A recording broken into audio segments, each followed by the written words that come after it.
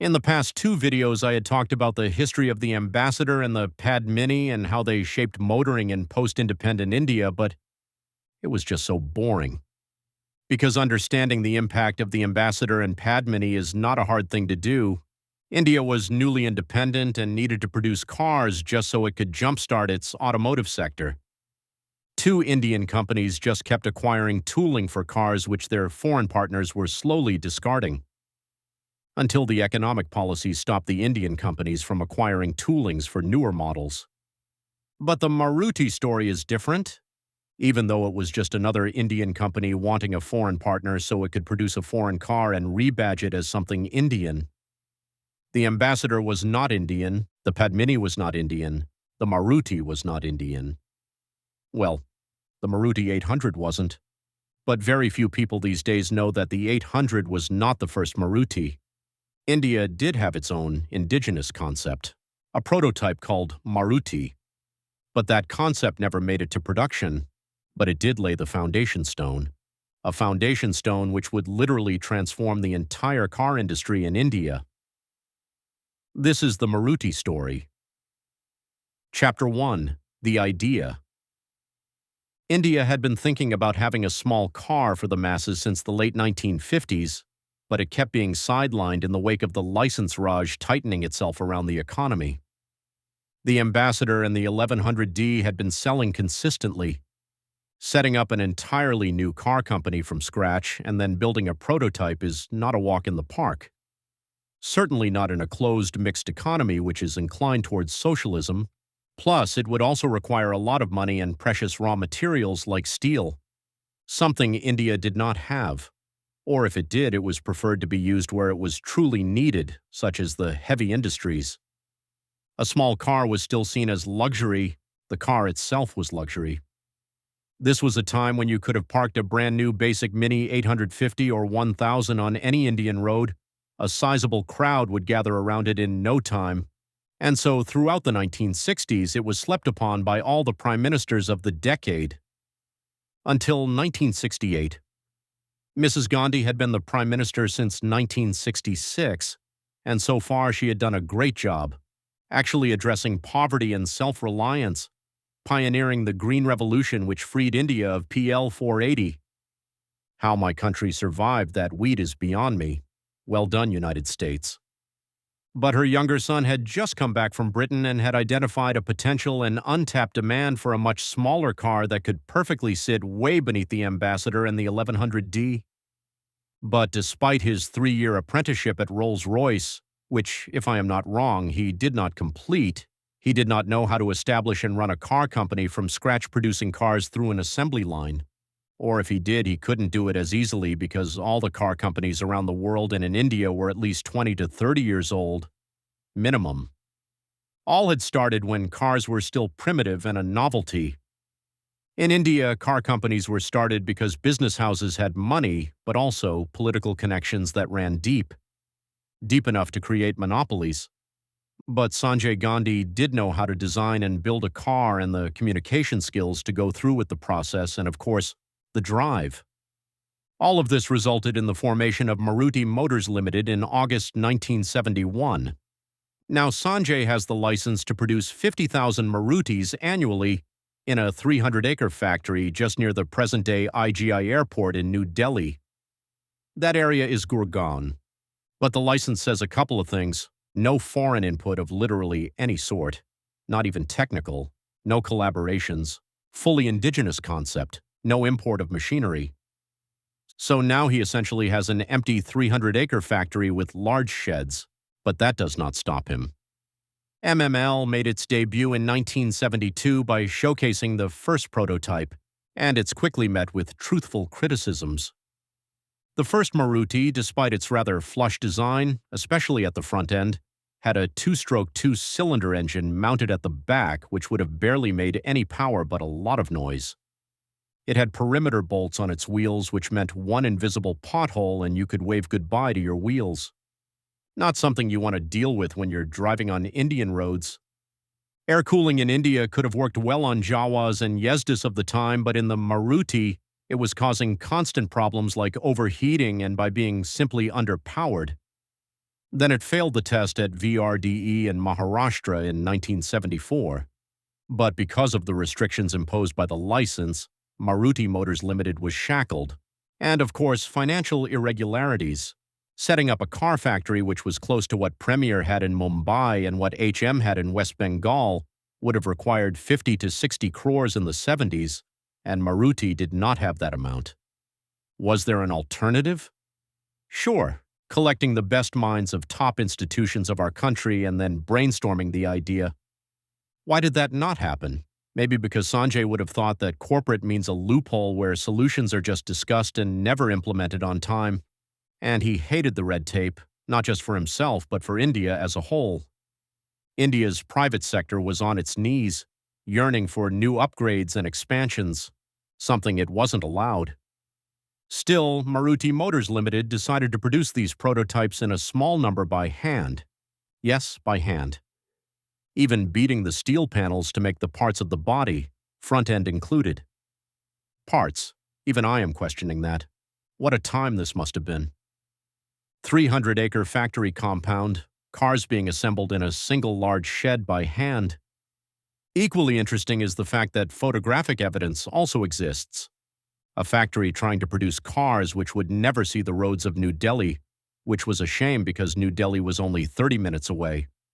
But by June 1975, Maruti was now going nowhere, and an atmosphere of a metaphorical coup is already in the air.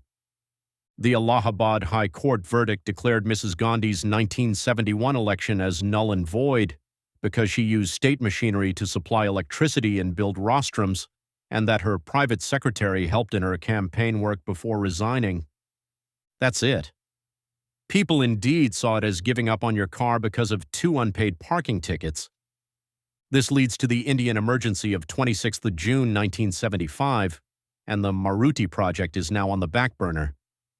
But while Maruti was still stagnant in the emergency, Noida proved to be a success. A planned city just 30 minutes away from New Delhi on the banks of the Yamuna River. But in 1977, Congress lost the election for the first time and a commission was set up to audit all that happened during the emergency. By 1978, Maruti Motors Limited was ordered to be liquidated while Noida remained untouched. But while the company was dissolved, its original high-fence 300-acre factory compound was not destroyed. It also remained untouched, but as to the 20 or 40 prototypes built, not a single one exists today. Nobody even genuinely knows what happened to them. India is home to many domestic and imported old cars, cars you would least expect, and yet not a single trace of the original Maruti. But the 1980s start with another roller coaster, a literal life-defying roller coaster which would turn India in a different direction, a direction of progress. Chapter 2: The Execution of Idea. In my opinion, the original Maruti prototype as far as the design was concerned was beautiful. I love how the front end is flush and the car is streamlined with a wheel at each corner. It certainly seems reasonably spacious for a 2-door small car, although because it has its engine at the back, it's not exactly a hatchback. I would have loved to buy one, but then the looks and the form factor are the only best thing about it. I am not sure of the 2-stroke 2-cylinder engine, rear drive layout, and the fact that its wheels are secured by perimeter bolts, changing a tire would be a nightmare.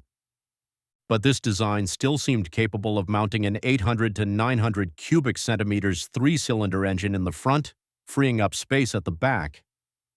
Maruti Motors Limited just needed to make all the major mechanicals on their own, and this would have been a living reality in the 1970s. But as we discussed, knowledge and freedom was absent. But Maruti might have looked appealing again in January 1980 when Mrs. Gandhi came back to power. Sanjay Gandhi also came back into power, this time officially by becoming an MP. Now was Maruti on the priority list? I don't know, I'm only 28. Finding exact information about Sanjay's Maruti project was an expedition, but surely it would have been in a matter of 2 to 3 years. Maybe he would have improved on the original prototype or even a foreign collaboration. But we wouldn't know because just after 5 months on 23 June 1980, just 3 days before the date when emergency in 1975 was imposed, Sanjay Gandhi died in a plane crash just near his home in New Delhi. Acrobatic loops at 1,000 meters in the sky of New Delhi, not a good idea. An immensely traumatized Mrs. Gandhi now decides to take matters into her own hands, but this time, actually following procedures as well. Now you will see how immense procedures are met with tremendous speed. By October 1980, Maruti Motors Limited was completely nationalized, renamed to Maruti Udyog Limited in February 1981. She now decides to actually gather the best minds related to public sector undertakings and their administration. Arun Nehru, R.C. Bhargava, and V. Krishnamurthy all come together to finally look for a foreign collaboration, but no European brand would make a deal in which 60% stake is owned by the government. They wanted equal terms. But Japan had been the real pioneer of making small, fuel-efficient, fun-to-drive cars which had bulletproof reliability. Suzuki was still a rather small company, but their Alto had been a massive success. Its first generation, launched in 1979, seemed just perfect to become the Maruti in India. By October 1982, a joint venture was signed between Maruti Udyog Limited and Suzuki Motor Corporation of Japan. Initially, Suzuki only took 26% stake over the specified 40%, and I don't blame them. It's a closed economy. Maruti has had a troubled past. It was decided that Suzuki would come up to 40% in the next 5 years. Still, the SS40 Alto was decided, but with a bigger 796 cubic centimeter engine. Suzuki gets the free hand to import everything overnight from their home country of Japan: machinery, trainers, work culture, anything they wanted. 2 completely built SS40S were imported for training the Indian labor, which quickly accepted and followed this culture. But it was all thanks to the presence of the original 300-acre factory compound in Gurgaon, which made this entire process as quick as light. Suzuki did not have to invest in real estate. It was just given to them. Everything was set up, and now the Japanese and Indians came together to start practicing the art of building cars on the assembly line from scratch. Within a year, Indian labor becomes highly proficient and skilled at making Marutis. All of this resulted in a massive revelation on December 14, 1983. This is Mrs. Gandhi, handing over the keys to the first-ever Maruti 800. Maruti and Suzuki planned to make 20,000 cars in 1984 and 40,000 cars after 2 years. Suzuki itself was skeptical, but when the bookings opened, over 135,000 people put up their money within 2 months. At 47,000 rupees for the standard and 52,000 rupees for the air-conditioned DX, both variants sat well below the Padmini and the Ambassador. The Maruti was much better built than the Padmini and even the Ambassador, and it was also much lighter, easier to drive, fuel-efficient, and in the rear world, faster and more agile. It also stopped better than the aging sedans thanks to disc brakes, and unlike in the Ambi and the Padmini, the air conditioning worked beautifully well. Overnight fortunes and tables are turned. People run away from the Ambassador, and Padmini and Gurgaon, like Noida, begins a seismic transformation. Delhi Land and Finance, or DLF, emerges as the top builder, but this is not the end. HM and PAL would now see something that was last seen in the 1950s. Maruti Suzuki launched the Omni in 1984, giving India its first private van. Next year, they launched the iconic Gypsy. These were 2 entirely different new cars from the same company, but Maruti was not stopping there.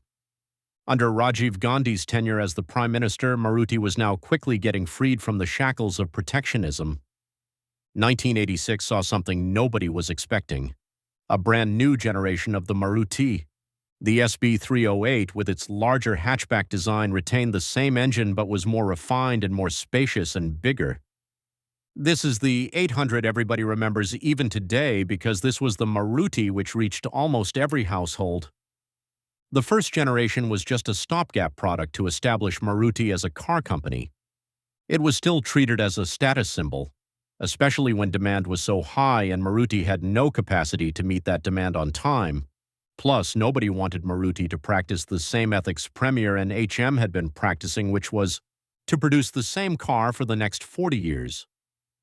Maruti did produce the SB 308 with continuous upgrades and facelifts till 2014, but the SB 308 saw stablemates which made Maruti Suzuki the giant that it is today. Meanwhile, HM and PAL were also granted a degree of freedom to resume collaborations and come up with new models to keep up. But no small cars, just a new car which would seem as an upgrade to what they were already selling. Now HM launched the Contessa in 1984 and PAL launched the 118NE in 1985. Essentially rebadged Vauxhall Victor FE and Fiat 124. Both deserve a video of their own. But both cars simply couldn't gather the level of attention and interest people had for Maruti.